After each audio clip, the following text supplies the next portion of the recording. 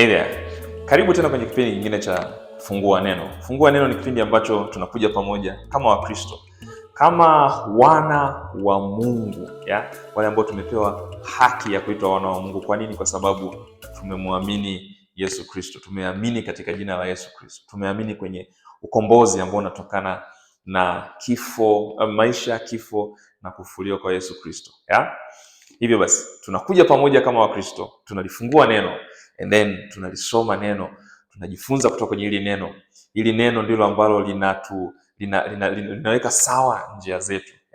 Hili neno ndilo ambalo linatufikisha sehemu ya kuishi maisha ambayo yanampendeza Mungu. Hivyo basi chukua Biblia yako, fungua neno kwenda kwenye sura ya mwisho. Sura ya mwisho ya waraka wa kwanza wa Petro ni sura ya 5. Kwenye episode ambayo iliisha tuliangalia ule mstari wa 5 vile ambavyo Petro alikuwa anarudi kwenye Agano la Kale kwenda kumnukuu Mfalme Suleimani anaposema kwamba God is opposed to the proud but gives grace to the humble. Akawa anahimiza hii point ya humility, hii point ya unyenyekevu, kwamba kama Wakristo, lakini zaidi kwa sababu alikuwa anaongea na wale viongozi, kama viongozi pamoja na hawa the younger ones ambao alikuwa anawaambia kwamba jamani, mnyenyekeeni kwa hizi mamlaka ambazo Mungu amewawekea.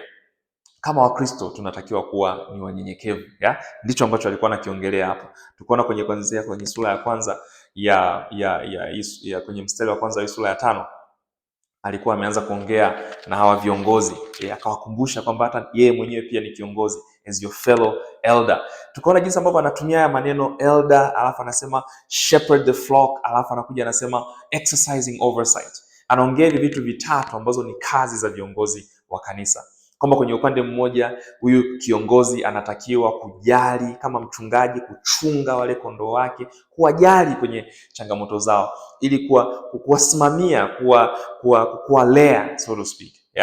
And then ana kazi nyingine pia, exercising oversight, kwamba kiongozi wa kanisa ana kazi ya kulisimamia kanisa, kulisimamia kwenye upande wa kulifundisha mafundisho sahihi, lakini pia kuonya na kukanya pale ambapo kondoo anaenda sehemu ambayo sio sahihi, lakini pia kutoa mwongozo, direction. Tunasema kuna doctrine, direction, alafu pia kuna discipline. Hivyo basi alipofika kwenye mstari wa 4 na wa 5 akaanza kuongea na wale. Kwenye mstari wa 4 aliwaahidi kwamba huyo chief shepherd Yesu Kristo atakapokuja, basi watapewa ile taji ya utukufu ambayo haiharibiki na haina mwisho. Alafu kwenye mstari wa 5 akageuka kuangalia wale Wakristo ambao bado ni wachanga, akamwambia jamani, hebu wasikilizeni viongozi wenu, sikilizeni hizo mamlaka ambazo Mungu ameweka juu yenu. Kwa mstari wa 6 anaanza na neno jingine tena, therefore. Ili neno alianza nao kwenye mstari wa kwanza, mstari wa 6 anarudia therefore. Hapa anaunga kwenye ile idea ya unyenyekevu. Hicho ndicho ambacho alikuwa anamalizia. Anasema kwamba God gives grace, anatoa neema, Mungu anatoa neema kwa wale ambao ni wanyenyekevu. Hivyo basi ndicho therefore anachomaanisha hapa. Therefore humble yourselves under the mighty hand of God. Kama Mungu anatoa neema kwa wale watu ambao ni wanyenyekevu, basi wewe Mkristo, wewe kiongozi, wewe ambaye ni mchanga katika imani, wewe ambaye ni muumini katika ili kanisa la Yesu Kristo, unaambiwa kwamba kuwa mnyenyekevu. Kuwa mnyenyekevu kwa nani? Kuwa mnyenyekevu, humble yourself, jinyenyekeshe under the mighty hand of God, kwenye mkono mkuu wa Mungu, mkono wenye nguvu wa Mungu. And this is very important kuelewa kwamba we humble ourselves to God. Ina maana kwamba tunajinyenyekesha kwa Mungu ili tuweze kufanya yale ambayo yeye anataka tufanye. Na anatuambia tufanye nini? Anatuambia kwamba nyenyekeeni kwa viongozi wenu. Kwa ukinyenyekea Mkristo, ina maana unanyenyekea kwa maagizo ambayo Mungu ametupa. Anasema kwamba that he may exalt you in a proper time.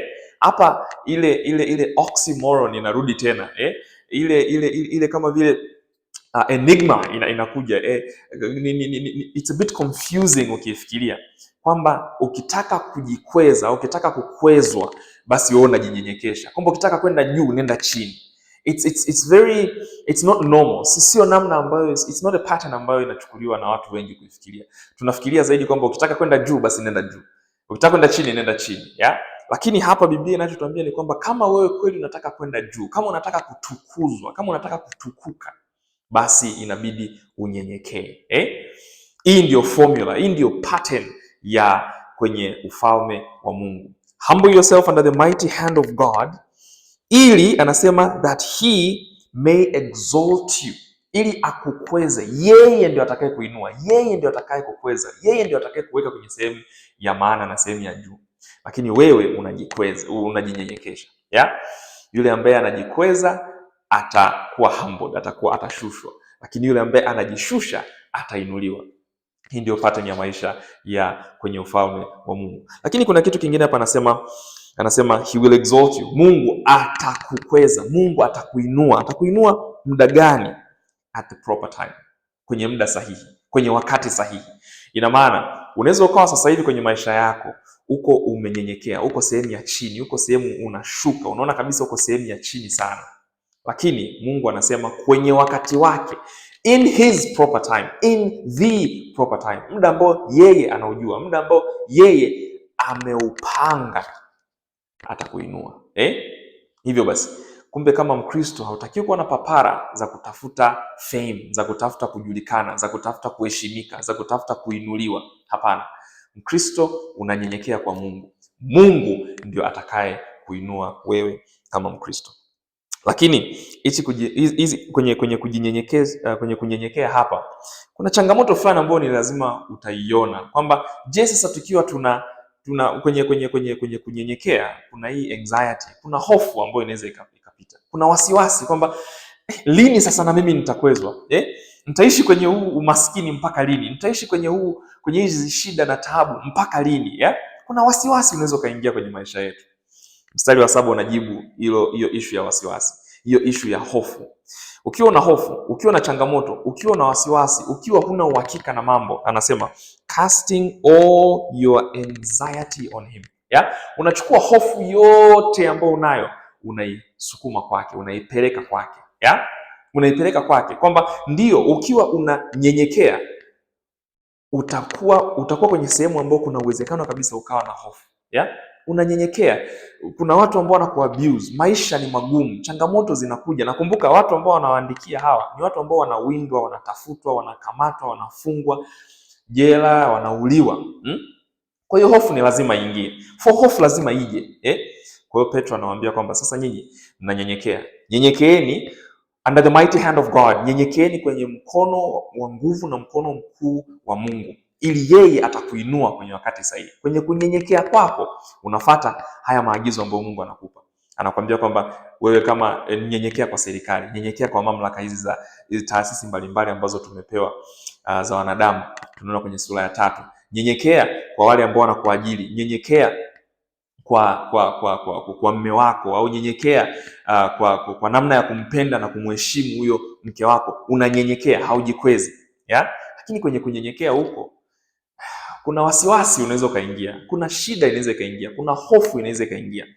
Kwa hiyo hofu ikiingia, anasema you cast, unaichukua hiyo hofu unaipeleka kwa Mungu. Casting all your anxiety, hiyo hofu yako yote, wasiwasi wote, msononeko yote, majonzi yote unayasukuma kwake, unayapeleka kwake. Sababu ya kufanya hivyo, it is because he cares for you. Mpendwa, Mungu anakujali. Sijui niiseme kwa lugha gani au niseme mara ngapi ili uweze kukumbuka hili swala. Mungu anakujali. Unapopitia changamoto, unapopitia mateso, unapopitia mahangaiko, kumbuka hili. Mungu anakujali. Hapo ambapo umeachwa, umepitia upweke, umeachwa na wale marafiki zako, umeachwa na wale ambao walikuwa ndio wategemezi wako, kumbuka hili swala, hili moja, kumbuka Mungu anakujali. Na kama haujampokea Yesu Kristo, na kama haujafika sehemu ya kuweka imani yako katika Kristo, nikwambie hichi kitu, kwamba Mungu anawajali wale ambao wameweka imani yao katika Kristo. Hivyo basi, weka imani yako katika Kristo. Weka imani yako katika Kristo ili uweze kuwa una sehemu ya kupeleka haya matatizo yako. Una sehemu ya kupeleka hofu yako. Una sehemu ya kupeleka dhambi yako. Una sehemu ya kupeleka matatizo yako. Unaipeleka kwa Mungu. Kwa nini? Kwa sababu anakujali. I really pray kwamba hili neno litakubariki. Amen.